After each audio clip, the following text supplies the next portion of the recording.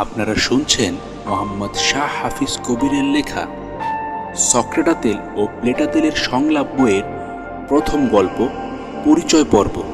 গল্পটি অডিও রূপান্তর করেছেন টিম তাশউইক অডিও বুক। সক্রেটাতেল ও প্লেটাতেল পাড়ার চায়ের দোকানে আড্ডা দিচ্ছিল এবং প্রতিদিনের মতো কখনো গরম কখনো নরম সংলাপ হচ্ছিল তাদের মাঝে। বিষয়বস্তু বারবার পরিবর্তিত হয়ে নৈতিকতা থেকে বিজ্ঞান হয়ে ধর্মে গিয়ে বিভিন্ন প্যারাডক্সে আবর্তিত হচ্ছে। এরই মধ্যে বাচ্চা টাইগার পাশ দিয়ে যাওয়ার সময় তাদের উদ্দেশ্য করে কিছুটা তাচ্ছিল্য কিছুটা মজা করার জন্য বলল, দুই আতেলের সংলাপে চায়ের দোকান মহাপাপে। এটা শুনে প্লেটাতেল ঈষৎ রাগত সুরে বলে উঠল, এই, আমরা আতেল হতে যাব কেন? কিন্তু সক্রেটাতেল হাসতে হাসতে বলল, সবাই আতলামি অ্যাফোর্ড করতে পারে না। আতেল হতে হলে অনেক পরিশ্রম করতে হয়, জানার খিদে থাকতে হয়, প্রচুর বই পড়তে হয় এবং ভাবতে হয়, নিজের ভুল শুধরাতে হয়। সেটা সবাই পারে, সেটা সবাই পারে না। প্লেটাতেল কিছুটা শান্ত হয়ে বলল। ঠিক বলেছ। বাচ্চা টাইগার কিন্তু দমে গেল। সে এমন প্রত্যুত্তর আশা করেনি। তবুও মজা পাবার আশায় সে নানা প্রশ্ন কিংবা বলা যায় তাদের বিরক্ত করার চেষ্টা করতে লাগলো। এই পর্যায়ে আমাদের সক্রেটাতেল, প্লেটাতেল ও বাচ্চা টাইগারের পরিচয়টা জেনে নেওয়া যাক। তবে আসলটা না, বরং এই সংলাপের গল্পগুলো পড়তে পাঠকদের যতটুকু জানা প্রয়োজন। প্রথমে একটি ভুল ভাঙাই। সক্রেটাতেল কিংবা প্লেটাতেল তাদের আসল নাম না। একজন ফিলোসফির টিচার একদিন চায়ের দোকানে চা পানের সময় এই দুজনের আলোচনা শুনে তাদের এই নামকরণ করেন। তারপর থেকে পাড়ায় এবং আশেপাশে তাদের এই নাম ছড়িয়ে পড়ে। সবাই আড়ালে কিংবা মাঝে মাঝে সামনাসামনি তাদেরকে এই নামগুলো দিয়ে ডাকে। যেহেতু সবাই তাদের দুজনকে একই সত্তা মনে করে, তাই দুটি নামই তাদের দুজনের ক্ষেত্রে ব্যবহার করা যায় এবং গল্পের ক্ষেত্রেও তাই। ফলে দুজনকেই ভেবে নিতে হবে একই মানুষ। অনেকটা যেন নিজেকেই প্রশ্ন করে, তার উত্তর খুঁজে বের করে, নিজেকেই উত্তর দেয়া। পাশাপাশি এখানে তাদের আসল বয়স, শিক্ষাগত যোগ্যতা, ধর্ম কিংবা সামাজিক অবস্থানেরও কোনো উল্লেখ থাকবে না। তাই তারা শুধু মানুষ হিসেবে বিবেচিত হবে। দুঃখিত, পুরুষ মানুষ। এবারে জেনে নেই বাচ্চা টাইগারের বিষয়ে। তার প্রকৃতি ইতিমধ্যে হয়তো বুঝে গিয়েছেন আপনারা। সে এই সক্রেটাতেল ও প্লেটাতেলকে বিরক্ত করতে চায় সবসময়, যার মধ্যে শুধু মজা করার তাড়না থাকে। নিজের মত পরিবর্তনে একেবারেই আগ্রহী না সে। সে চলে শুধু বিশ্বাসে এবং লোকে কি বলবে নীতিতে। কোনো কিছু ভুল কি ঠিক তা তার কাছে বিবেচ্য নয়। তবে তার একটা জিনিস ভালো, তার প্রশ্ন করার বাতিক আছে। যদিও তা তথাকথিত আতেলদ্বয়কে বিরক্ত করার উদ্দেশ্যে, তবে আমাদের আতেলদ্বয় তাতে ঘায়েল হয় না, বরং বাচ্চা টাইগারকে নানা যুক্তি দিয়ে উত্তর দেয়। আতেলদ্বয় বাচ্চা টাইগারকে কখনোই এই নামে ডাকে না, কেননা তারা মনে করে মজার ছলে নাম দেওয়ার প্রচলন এবং এতে যাদের নাম দেওয়া হয় তারা মন খারাপ করে, যেটা তাদের প্রতিদিনের জীবনে খারাপ প্রভাব ফেলে। তারাও তো এটার ভিকটিম। বাচ্চা টাইগার চলে যাচ্ছিল, তখন সক্রেটাতেল তাকে ডেকে জিজ্ঞেস করলো, কোথায় যাচ্ছে না তো তাড়াহুড়া করে? লায়ন ভাইয়ের কাছে যাচ্ছি।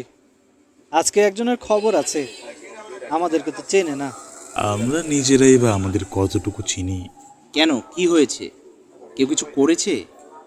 আসুন, একটু বসুন, খুলে বলুন ব্যাপারটা। না না, আপনাদেরকে বলা যাবে না। বললে আপনারা আবার আমাকে প্যাচে ফেলে দিবেন, আতলামি শুরু করে দিবেন।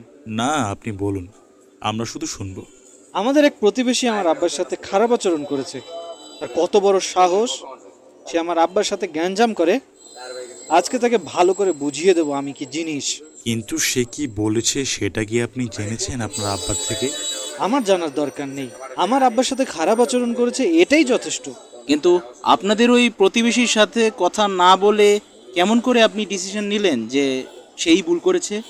ভুল তো আপনার আব্বারও হতে পারে। শুধুমাত্র এক পক্ষের কথা শুনে কি কোনো ডিসিশন নেওয়া ঠিক? দুই পক্ষের মধ্যে ভুল বোঝাবুঝিও তো হতে পারে। আপনারা যাই বলেন, তার কত বড় সাহস, সে আমার আব্বার সাথে উঁচু স্বরে কথা বলে। আজকে লায়ন ভাইকে দিয়ে হালকা ডলা দিলে সে ঠিকই সোজা হয়ে যাবে। আপনাদের সেই প্রতিবেশী কি আপনার কিংবা আপনার বাবার চেয়ে বয়সে ছোট? আরে না, বুইরা একটা, খালি ঝামেলা করে আব্বার সাথে। এমন সিনিয়র সিটিজেনকে তো আপনার সম্মান রেখে কথা বলতে হবে। আপনি বলেছেন লায়ন ভাইকে দিয়ে আপনি তাকে মার খাওয়াবেন, কিন্তু এই বয়স্ক মানুষের হয়তো লায়ন ভাইয়ের চেয়েও ক্ষমতাধর কোনো ভাইয়ের সাথে চেনা জানা থাকতে পারে, তাই না? তখন কিন্তু সে লায়ন ভাইকে এসে মারবে, তারপর লায়ন ভাইয়ের উপরওয়ালা আবার তাদেরকে মারবে। এভাবে চলতেই থাকবে যতদিন পর্যন্ত না কেউ এসে এই মারামারির মধ্যে মধ্যস্থতা না করে এবং এইসব না থামায়। তার আগে আজকে আপনি চাইলেই মারামারি থামিয়ে দিতে পারেন। কিভাবে? যদি আপনি লায়ন ভাইয়ের কাছে না গিয়ে আপনার আব্বার কাছে যান এবং এসব ভুল যেতে বলে তাকে শান্ত করেন, পরে সময় করে ওই প্রতিবেশীর সাথে কথা বলে সব ঠিক করে ফেললেন। কিন্তু আমি আমার আব্বাকে কথা দিয়ে এসেছি তাকে উচিত শিক্ষা দেব। এতে তো সবার ক্ষতি হবে। হলে হোক, আব্বাকে কথা দিয়ে ফেলেছি, আমি এক কথার লোক। কিন্তু আপনি বুঝতে পারছেন না, আপনি ফিরে গেলে বড় একটা সমস্যা থেকে অনেকে বেঁচে যাবে। ভালো কোনো কিছুর জন্য কথার বরখেলাপ করলেও সমস্যা নেই। না, আমি আব্বার কাছে ছোট হয়ে যাব, হয়তো আব্বা আমাকে কাপুরুষ ভাববে, আমি তা হতে দেব না। এই বলে মাত্র বাচ্চা টাইগার চায়ের দোকান থেকে বের হয়ে গেল দ্রুত লায়ন ভাইয়ের খোঁজে। সক্রেটা তেল ও প্লেটা তেল তার দিকে তাকিয়ে আক্ষেপ করতে লাগলো। আজকালকার যুবকেরা অল্পতেই অনেক বেশি ক্ষেপে যায় এবং অপরিপক্কতার কারণে হুটহাট সিদ্ধান্ত নিয়ে ফেলে। এতে শুধু অন্যরাই ক্ষতিগ্রস্ত হয় না, সে নিজেও অনেকভাবে এর ফল ভোগ করে। কম বয়সে ইগো ডেভেলপ না করলে আখেরে পস্তাতে হয়। ইগো ও নিজ পরিবারের কথাকথিত সম্মানের জন্য ছেলেটা আজকে একটা ভুল পথের দিকে এগিয়ে যাচ্ছে। অনেকভাবেই বন্ধ করা যেত এই অনাকাঙ্ক্ষিত ঘটনা। তার বাবা তাকে আটকাতে পারতেন, তার পরিবার তাকে বোঝাতে পারতেন, কিংবা সে নিজে একটু সময় নিয়ে ভাবতে পারত। সময় সব কিছু ঠিক করে দেয়, এটা তাদেরকে কে বোঝাবে? কিন্তু না, কেউই তা করবে না। এই মুহূর্তে হকলবেরি ফিনের সেই বন্ধুটার কথা মনে পড়েছে, যে ছেলেটি তার পরিবারের সাথে অন্য আরেকটি পরিবারের শত বছরের ঝগড়ার রেশ ধরে এক বন্দুক যুদ্ধে মারা পড়ে। ঠিক, খুবই মর্মান্তিক। কিন্তু পৃথিবীর মানুষেরা যদি হিংসা প্রতিশোধের রাস্তা ছেড়ে ভালোবাসা ও ভালো রাখার পথে থাকতো, তাহলে তাদেরই এতে লাভ হতো। কিন্তু প্রবৃত্তি মানুষকে বারবার তার উত্তেজনার জন্য মানুষের বৈশিষ্ট্যের অন্ধকার দিকটার উপরই বেশি নির্ভর করে চরম সুখ দেয়। ঠিক বলেছ, আমাদের উচিত ভালোর দিকে ফিরে যাওয়া। আমরা বাচ্চা টাইগারের মধ্যে মানবিক বৈশিষ্ট্য চাই, পশুত্ব না।